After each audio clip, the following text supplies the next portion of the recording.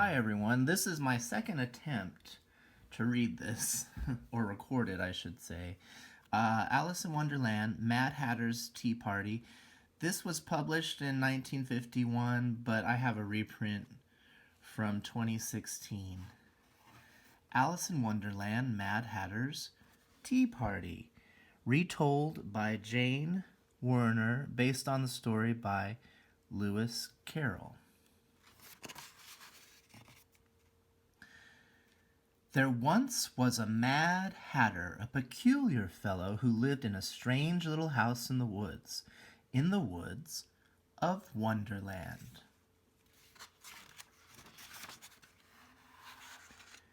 Nearby lived a friend of his, the March Hare. One day the March Hare heard, through the wild grapevine of course, that it was the Mad Hatter's birthday.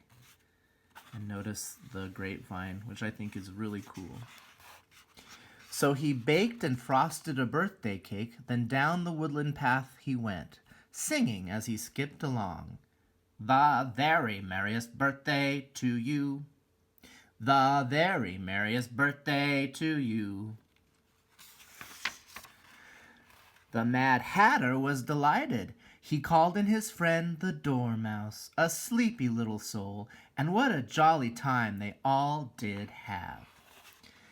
They decided a birthday party was the best of all possible fun.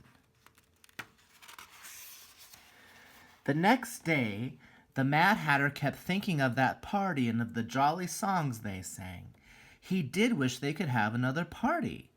The March Hare was thinking about it too. How he longed for another piece of birthday cake.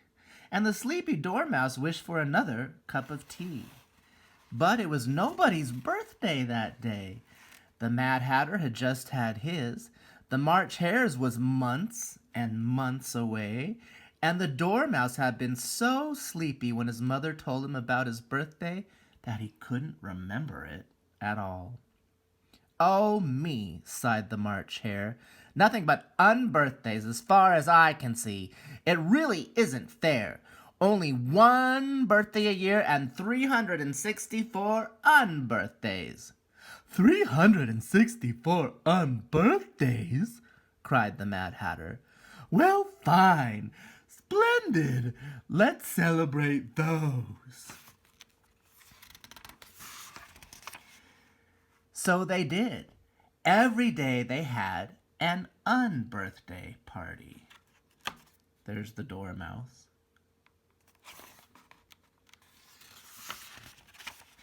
Every day they set up the table and hung up the decorations and had birthday cake and tea. And after the party, they cleared everything away.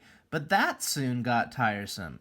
So they set up a great long table underneath the trees. They put chairs all around and cups and plates and pots of tea. After that, they never cleared anything away. Whenever things got messy, as things at a party will, the Mad Hatter would call out, "Move down! Move down!" And the March Hare would call out, "Clean cups! Clean cups!" And away they would move to new places at the table.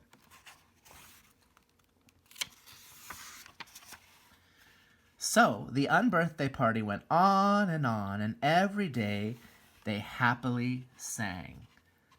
A very merry unbirthday to you. A very merry unbirthday to you. All that moving got to be too much for the sleepy Dormouse. Since he was so fond of tea, he just chose himself a teapot, climbed in and stayed. Now and then he would open a drowsy eye and join in a bit of fun.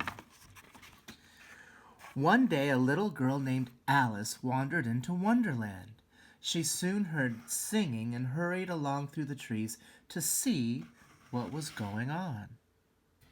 In through the Mad Hatter's gate she stepped. Alice saw the colored lanterns hanging from the trees and the cakes upon the table, and she heard the jolly song. A very merry birthday to you. To who? A very merry birthday to me. Then the Mad Hatter saw her. "No room," he cried. What are you doing here? Why, there seems to be lots of room, Alice said. I heard singing and it sounded so delightful. It did? Cried the Mad Hatter. What a charming child! Come in, my dear. Sit down. Sit down. Whose birthday is it? Alice asked as she sat in an empty chair. No one's. It's an unbirthday party, they said and explained. Why, then it's my unbirthday, too, Alice said. A very merry birthday to you, sang the Mad Hatter and the March Hare. Won't you have some tea? They asked. Yes, thank you, Alice said. Just a half cup, please. The Mad Hatter snatched up a carving knife and he cut a cup in two. My, said Alice, I wish Dinah were here to see this. And who is Dinah? The March Hare asked. Dinah is my cat, Alice said. I think this is going to be a problem. Cat! Hold on. Cat! Cat! Cat! Cried a horrified voice, and the Dormouse, at the sound of that dread word, popped out of his teapot up into the air. There he is, popping. Then, before Alice even sipped her tea, the March Hare pushed her and cried out, Move down! Move down! Clean cups! Clean cups! This is the silliest party I've ever seen, said Alice. She walked out the gate and off through the woods. No one seemed to notice that she had left.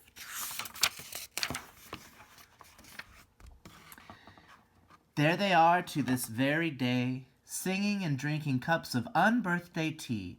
If you should wander through Wonderland, perhaps you will find a little house in the woods and hear voices singing loud and free. A very merry birthday to you. To who? A very merry birthday to me. Thank you. This was kind of an origin story to how unbirthdays came about. I found this to be very meta. This was a meta story. Here's some other golden books, popular ones, I imagine. Some Disney, some not. Did you have any of these? I also have this one here. This was $5 when I got it, compared to an original, which doesn't even have a price tag on it. Oh, 49 cents. Yeah, okay. This was fun. I'll see you next time. Bye.